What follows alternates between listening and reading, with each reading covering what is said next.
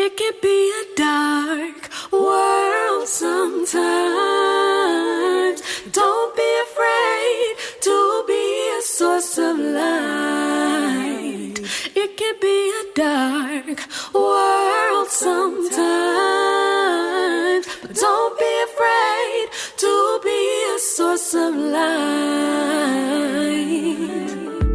Peace, good people. Thank you so much for building community with us. You are here for another episode of Soul Affirmations with Felicia and Karega. Yes, welcome to another episode of Soul Affirmations with Karega and Felicia. Okay. Yeah, I'm going to persistently. Okay. I'm going to ride with that. No, I like being able to do that with you. I like coming to the space with you. I do. I like being able to be in a space with you in partnership this way, where we get to refine what challenges us, refine the practice of love. Absolutely. And refining it in such a way that provides access to our people, right? Mm-hmm. So they can kind of get a page open of the book of practice. Because I want nothing more than for us to love more abundantly. Yes. However, wherever we practice love. Yes. So when we started the Soul Affirmation series, we started talking about how you and I met. Mm-hmm. We talked about our experience with loss and what brings us here. Mm-hmm. We've talked about radical gentleness. And now we're approaching the conversation that I certainly look forward to. A conversation that I think will give the listener an idea, well, not even an idea, give them more of a frame of your lens as a practitioner in understanding grief. And I want to start this conversation with an affirmation. If you have your book, turn to page. Touch your neighbor. With consent. With consent. And turn to page 16. No, but seriously, this affirmation, I think, is so critical to understanding the practice of choosing to practice love. It is it's very clear, and it comes from your experience that we're going to talk about more in depth today. Yeah. And it is love as a philosophy is much easier than love as a practice. But when we choose to practice love, it will challenge our philosophy and change the way we respond to what challenges us. Today I choose to practice love. Wow. I take a deep breath for this journey. Mm-hmm. It comes with so much joy, but so much reverence for every challenge along the way. So that affirmation is contextualized by my time in DC. Mm-hmm. Let's talk about that. All right, so shake it down. That's how we go. It happens this way. I end up in DC after Hampton, Virginia, Hampton University. Mm-hmm. I completed a bachelor's in sociology. Sociology gave me the lens to see where my people were. And the work I wanted to do with young people, I was able to see that the law only required them to go two places, schools or jails. The only place they were mandated to be, schools or jails. And I worked in the juvenile halls in undergrad. Remember that? I do. This was in Newport News. Downtown Newport News. And I worked in group homes as well in California. So I was intersecting with this population, wondering how I could forge the relationships to transfer what I was learning. What I did not expect is, following my time at Hampton, I would apply for a program. This is a unique conversation in a Black love space. I applied for a program known Teach for America. I was in the DC08 cohort. I did my work. I did my practice up in Philly, my institute. And I was on track to earn a master's in special education. Now, how did you get to special education? Because you're telling us about your experiences in sociology. Because when you're applying for Teach for America, at that point you have three interests. I remember one of my interests was like English. One of my interests was maybe say social studies. I can't remember, but I know my third, and the one that I was thought I would least likely get because I was least interested, was the special education cohort. And I was admitted and awarded a spot in the special education cohort. And I said, at that point, I had no clue the intersection was going to place me on. So I go on to earn a master's in special education, and now I'm teaching in DC. Special education. Now, I want to kind of refresh my memory. You were teaching in DC while you were earning your master's in special education. Correct. So this program is happening simultaneously with your experience. There's a name for it. I forget what the name is that they called it when I was in undergrad, where you actually go and observe a classroom. Your field experience. Field experiences. Yes. Yep. So you're having the field experience in the classroom. Yeah. And you're earning your master's in special education. So like 3 times a week, I'm going to my academic study to refine, to discuss what I'm observing, to try to make it make sense. Yeah. Okay. And what you're observing is happening where? Southeast DC. Okay.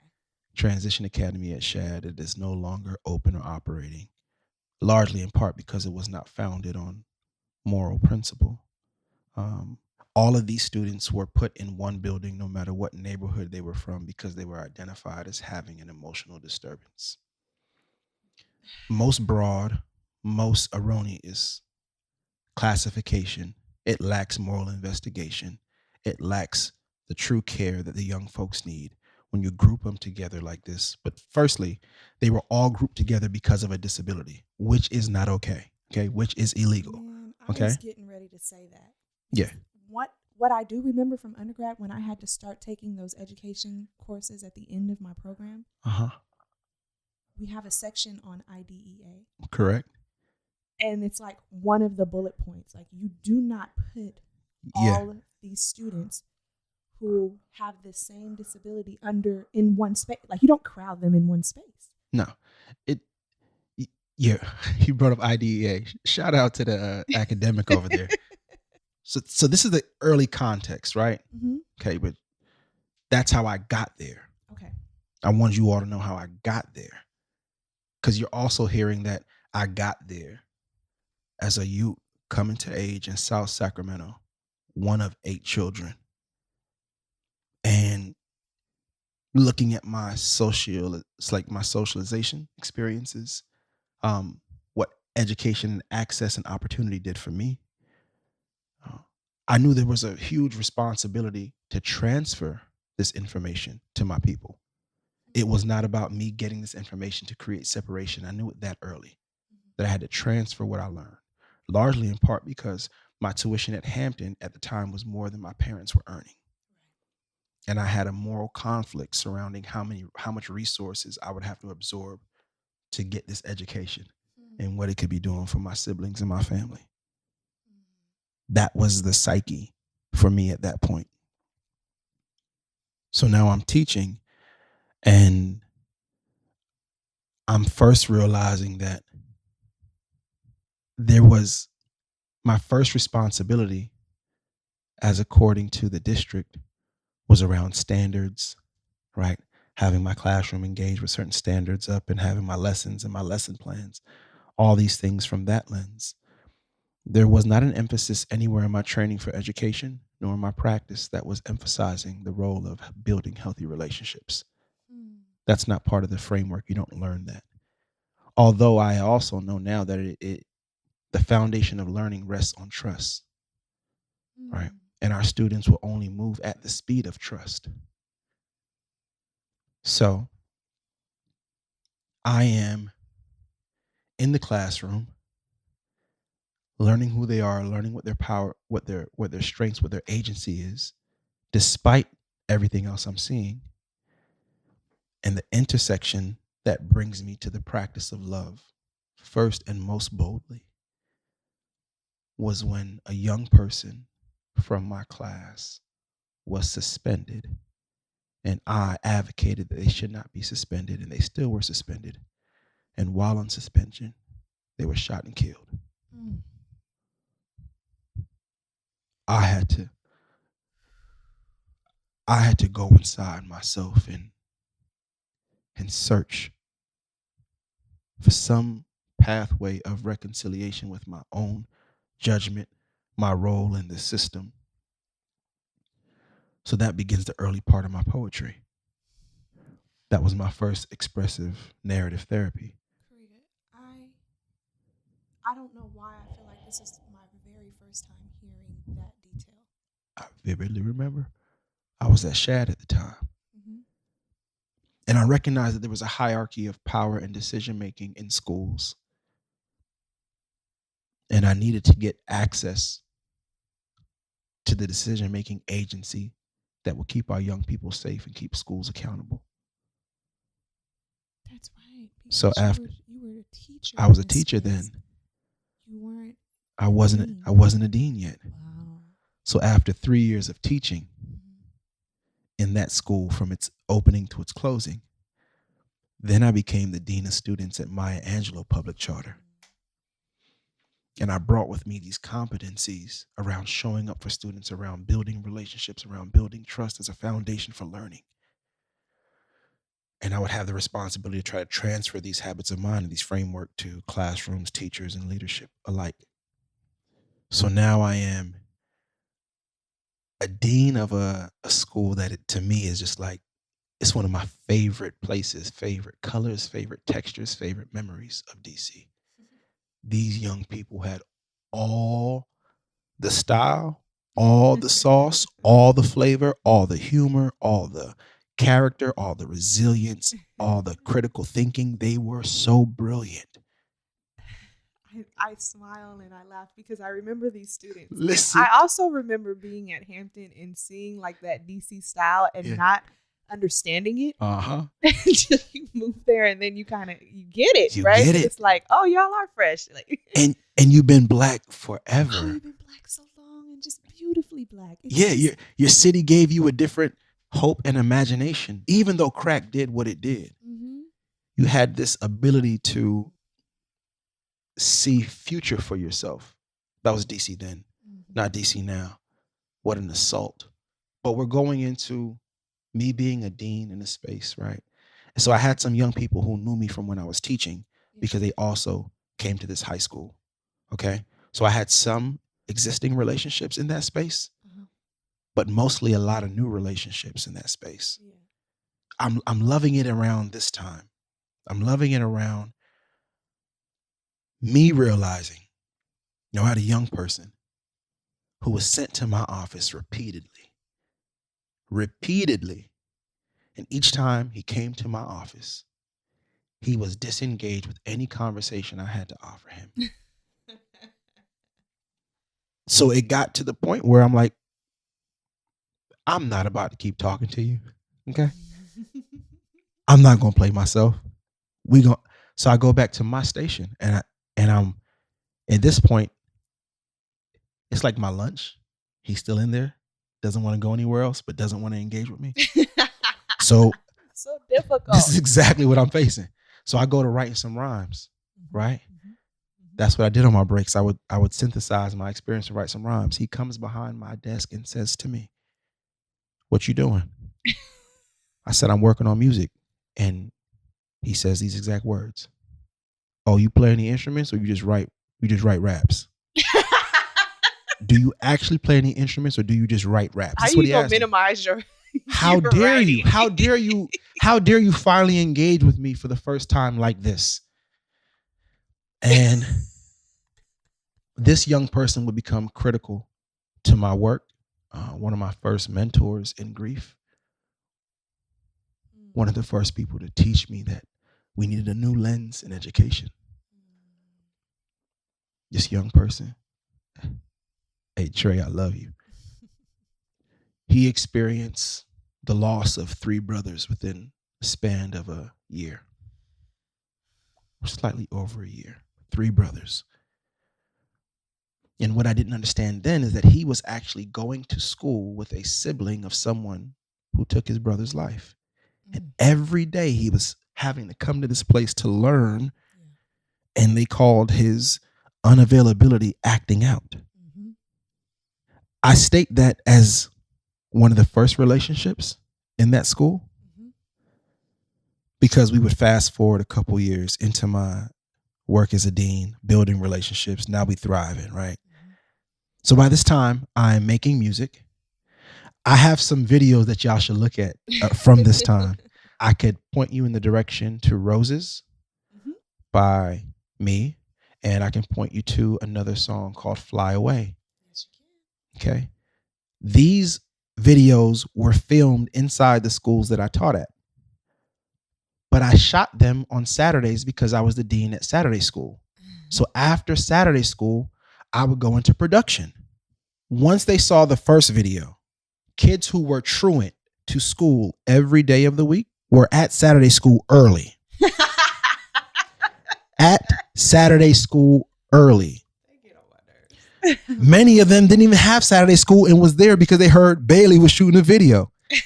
Bailey. Now, just check this. Like, let's just say this clear. It was amazing to see what was happening when the learning was unpacking and they could see something happening for themselves. They were interested now. I think about the young folks who came to be production assistants and went on to have booming careers in film. Right? Booming careers. Like, you really did that. I never forget when he asked me how much a house costs in my neighborhood. And I was renting at the time. And I went, what do you mean, how much does a house cost in the neighborhood? You ready to buy? Like, but I want to just say that because that also happened, right? Southeast. So we're making this music. Art is helping me build relationships in the school, helping me build trust. They see stories that represent their lived experiences. They see somebody who's willing to be honest and humanize their experiences and speak of the love that they deserve and start to put lens of love instead of judgment on their actions, so we can start to see who they are and why they're showing up that way, right? Start to investigate some of that trauma. And now the music is happening in the school and students are interested. And I have a creative writing class after school, right? And I get a grant to put together the Maya Angelou mixtape. So now I have an engineer coming to the school, and I'm not excluding anybody, right? My only prerequisite is that you were in school that day to come record. And then we found out who was actually really brilliant, because I can tell by the way you write raps that I know you understand everything happening in English, and I understand you understand everything about the essay the teacher's asking you to write, but you aren't writing it. But I know that the way you're writing those raps, you're brilliant. So now I'm having relationship with English teachers, right? Holding certain students to a standard that represents their learning because they're that brilliant. Disengaged or otherwise, schools have been places where trust has not been found. There's no safety, so how can you learn? But we jamming. We are making music. We write a school song. Trayvon, the one who asked me, do I actually play instruments or do I only write raps? He became like the A&R of that entire project. He was recruiting other students. If he knew he heard somebody singing in the hallway, he wanted them to come sing a part. He was stacking harmonies, y'all.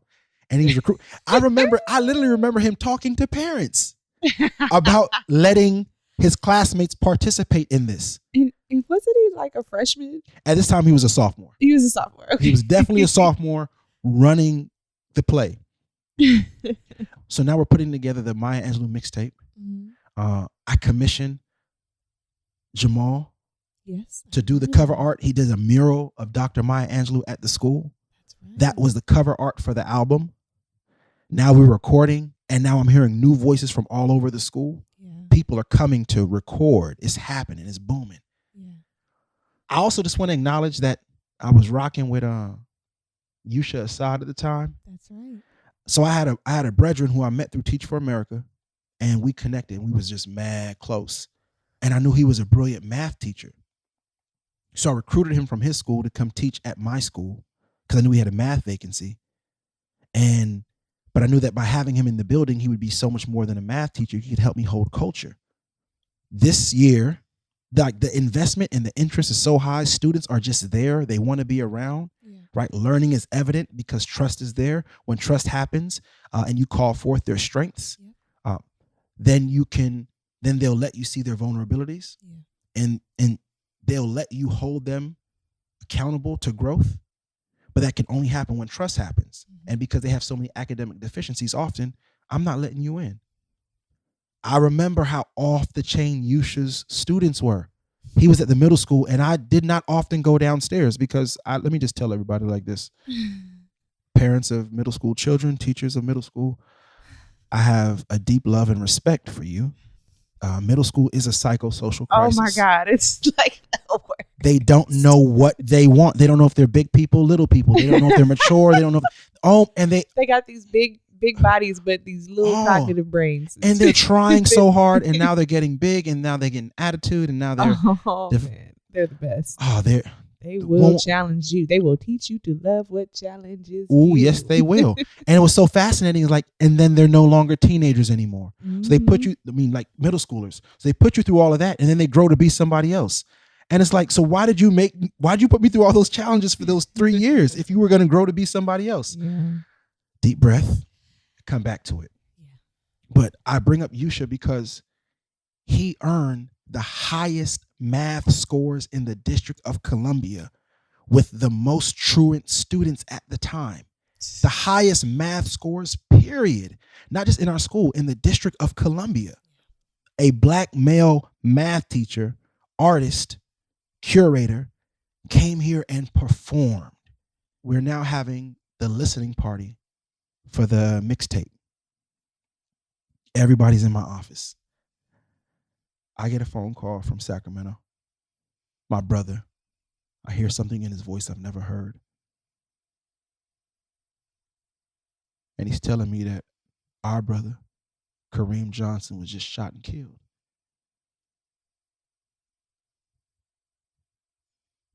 I'm in my office. I remember looking out the windows that had like the grill on it. I'm looking out the window, and Trayvon, the student who I've been telling you all about, ushers everyone out my room. He ushers every student out my room. I have not said a word yet. He is so familiar with grief. He read my body language and got every young person out of the office and put his arms around me so I wouldn't collapse. My students were my first mentors in grief. They were my first teachers. Literally the first ones to wrap their arms around me. I hadn't gotten home to Felicia yet.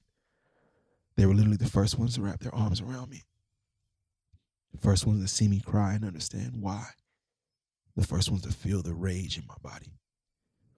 And they always told me I understood, but they never wanted me to understand like this. So at this point, there is no difference between me or them. As a human being experiencing loss, as a Black male, as a Black person, there's no difference. I understand their position. I understand their pain. I understand the conflict of having him come to school in a space where he doesn't feel safe. I understand how hard they were trying to show up. I understand them coming late but still coming. I understand them trying their best. I understand the RIP tattoos on their flesh. I understand the rest in peace shirts, the rest in peace embroidery on their helis, on their spider jackets. I remember, I see why there was clouds of smoke on the way to the building in the morning. I understand the stress. I understand the anguish. I understand the hopelessness. And because I had begun working to see them in love and not judgment. Prior to my loss, many of them became my mentors. They cared for me differently. They understood me differently. They advocated for me in other parts of DC. When I went on to the next school, they advocated for me. They told the other students who's coming, what type of person he is. Some of them would even show up there if they heard I was getting disrespected. Like, hey, ho, Slim. Hey, what y'all not gonna be doing is disrespecting my man, Slim. hey, oh, what about this? Hey, Mo, Bailey's y'all cool for real, man. Cool for real. Y'all need to chill. Hey, kill Mo. What'd he say? Hey, listen. Mo died. I just want to shout out one of the counselors at the school. His name, I love him, Jesse Sneed. He's a SOL Affirmations listener and supporter. Yes. Dr. Sneed now. Sneed, and he was also my classmate. Yes. Yeah, I know him from grad So school. it was so dope also because there was like this circuit of Black academics and professionals and students in training, and we would often intersect. Mm-hmm. So we had a lot of overlap between Howard University students and Maya Angelou Public Charter, and where they were getting their training or their credential or their hours. But I never forget Dr. Sneed. He was a residential counselor. And he was like, they kept saying, kill Mo. He was like, Mo died. he couldn't understand. Mo died. They No, killed him. they kept talking about, they kept calling him Mo, or Yeah. they kept saying Mo. So he kept hearing Mo. He thought just Mo in was a general person. in conversation. And then one day he heard kill Mo. He said, wait, Mo died. So just so y'all know, Mo is not a person. Mo is any person. Okay. I love that I can even laugh when thinking of them because they literally were that cool. They were that multi-layered. They were that brilliant. They showed me that grief and joy can happen simultaneously. They were so wise, having to grow to age in an environment as such, right? I often say that my school sat on the corner of hope and hopelessness, and anything could happen, and almost anything did happen. Bus stops weren't always safe. I increased my territory. I would walk down, not just to the block that my school was during dismissal, I would walk further up. And really quickly, I want to shout out the brothers in that building. They saw how I cared. They knew that I was young. They knew that I had strength. They knew I had respect. But I remember one day, they called me in the office. These were older brothers, and they were upset with me for how far I had went past the school's jurisdiction to concern myself about the safety of the students. And they weren't upset with me because I went to go serve the students. They said, what are we supposed to tell Felicia if something happens to you? I remember this back then. And my brain now, in understanding these men were fathers. So I even understand how now, like my cognition now lends me to understand what they were saying. Their wives were the mothers of their children, their households. I get the sacredness of that. At that time, Felicia and I were married for a year. I was a young husband. And in many times, I did go a distance that no other educator could or would go. Felicia understood my work. She understood my young people. She knew them. But I just want to take a second to reflect and understand the complexities of what they were saying to me now that I couldn't understand then. Because the level of love and respect and loyalty I have to your wellness, they would inform my decision making differently, perhaps. I done been in it, y'all. We're not talking about basic conflict resolution. No. We're talking about weapons, pistols, poles, bats, cars, you name it. My young people were really carrying a lot. And that's because they had to go to school across town because this was also a specialized school. Whew. I appreciate you navigating us through how your experiences shaped your understanding of grief. I have so much appreciation for those students who are your teachers. And as I listened to the story again, and I know your background, I was present.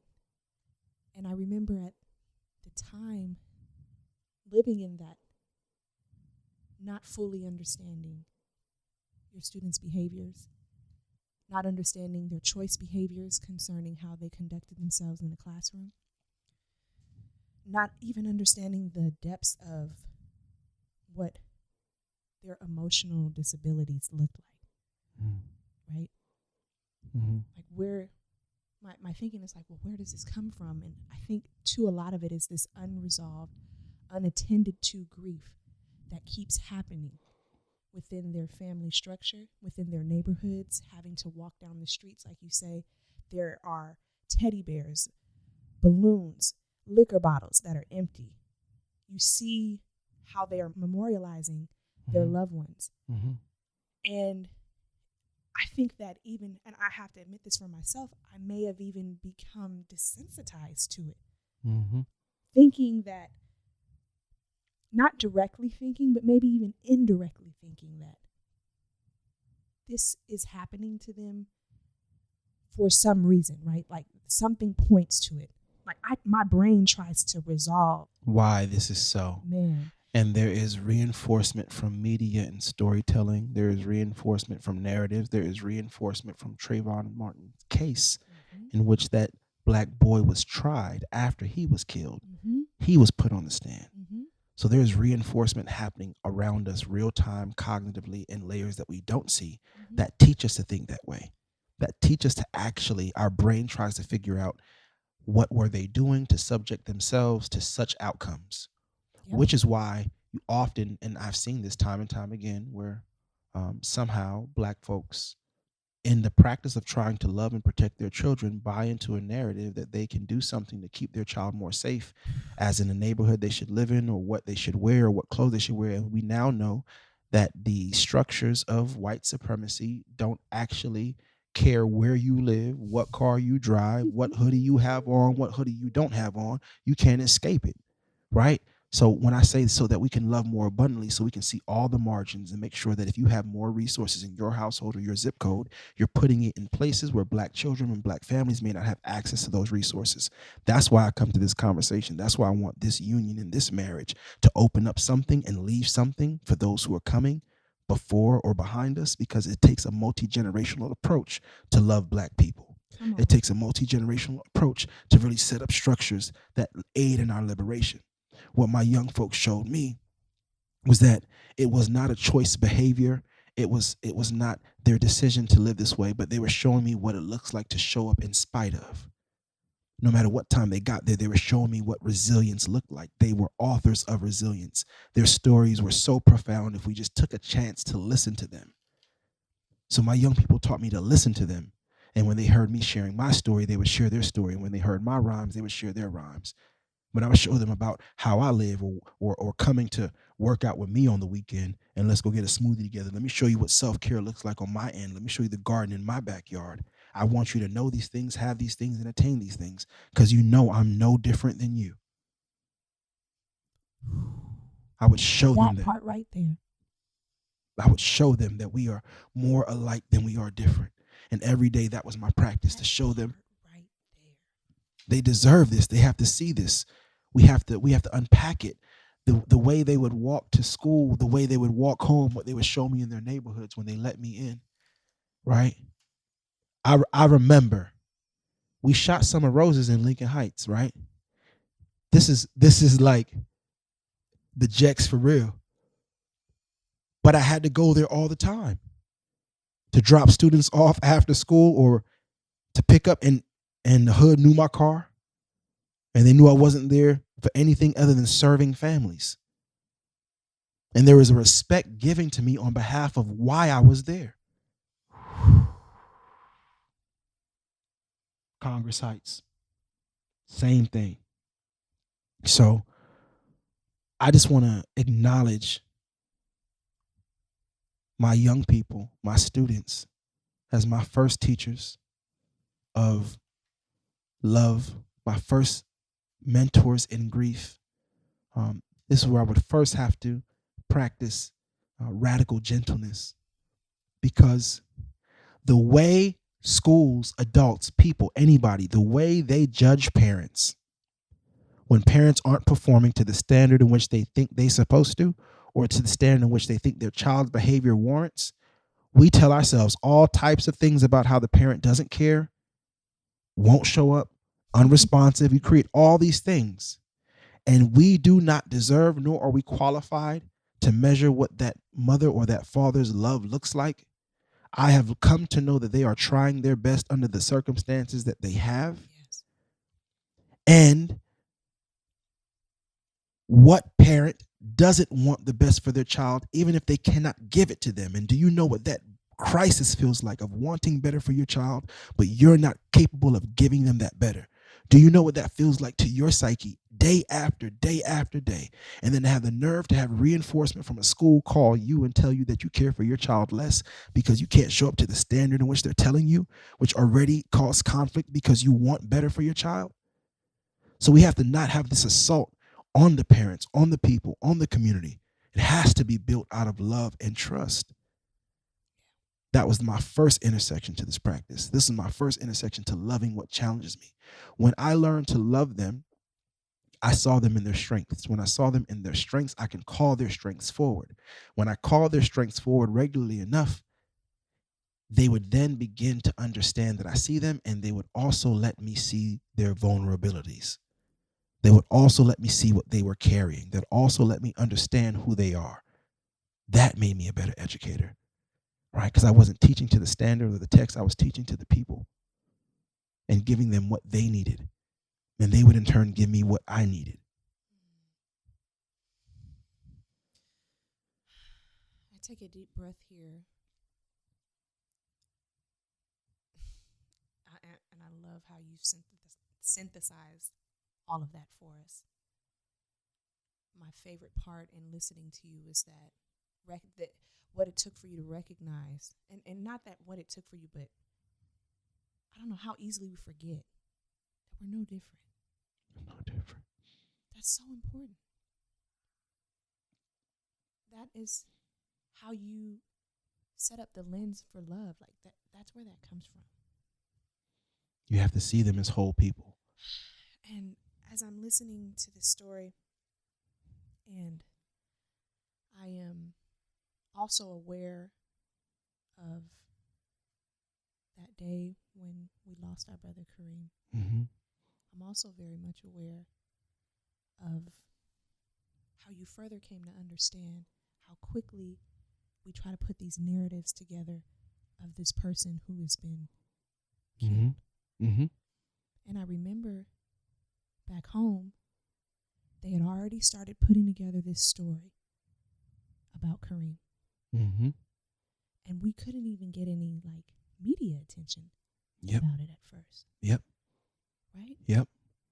How quickly they design and reinforce these beliefs, these misunderstandings, that something like this happened to someone because of something that they did to make them deserving of this type of outcome. And when members, I don't think it was my family because we were too wounded to speak, but I think it was members from the community, when they reached out and said, oh no, he was an educator at this school. Yeah. Then the story changed. Then they went to his school to show his story and to have his students speak and to have teachers speak. But I saw how quickly he was otherized and invisibilized, and that more often happens to the people in the margins. Yes. So what I'm saying is that my brother, my child, is not more or less deserving of love and gentleness than someone else's child who loses their life to gun violence or neonatal loss. We are all equally deserving of this love. And I'm interested in designing a world and helping to introduce habits of mind that help us love more abundantly across these experiences, because that is what we're going to need to see each other. We're going to need that to see each other.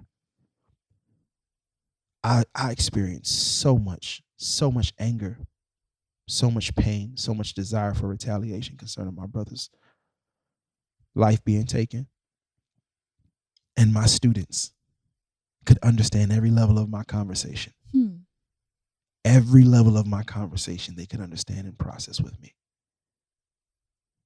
They were the first ones to encourage my light even when I didn't want to hear that shit. With your lyrics, might I add. They gave me my own lyrics. I wanted to slap those lyrics out of their hands or mouths. Don't you give me that lyric. But they weren't holding it up to put it in my face. They were showing me that they know who I am and they know what it's like to have that pain. But when you know who you are and you know that there's a purpose here for you, you have to learn how to stand in that grief each day and let it grow you. This became my work. Yes. They designed it. They gave me the first invitation. They know how much I love my brother. They know that. They know that dearly and deeply. Karega, thank you again for taking the lead with this episode of Soul Affirmations and framing for us what gave you understanding of grief. I want to give a special shout out to your students in DC. I love each and every one of them I've ever interacted with and assisted. Everyone. From the very first one that kicked those papers off your desk on your very first day of school for no reason. He was beating his feet. Did have a reason. Hey, if y'all know DC, he was on my desk, tapping his chest, making a beat, and beating his feet, and punting papers off the desk. This is how it started. And God rest his soul. Yeah. God rest his soul. I was in Baton Rouge visiting my big sister, and he called me like, "Hey, Bailey, are you in Louisiana?" I said, "Yeah." "Why?" "Man, I'm out here too." "No, you're not, and you're not about to call me out here in Baton Rouge." "No, I'm out here visiting my uncle." He literally called me. We were both in Baton Rouge. This young person was the first one to teach me to have to love across the challenge. He demanded it of me. He demanded it of me, and I'm so glad he made me a better person. I'm so glad I met that challenge. He was recording music with us. Remember, he wanted that opportunity to record when he found out we had a recording studio at the house. Once he found out I had a recording studio at the house, guess who I could talk to now at school? The one who was punting papers off my desk. And guess who? He was interested. And he would let me pick him up on the weekends. And he had a rap. "It's your boy Dre Day. Got a lot of swag, seen a lot around my way. Oh, man, I love you. God rest your soul." Yes.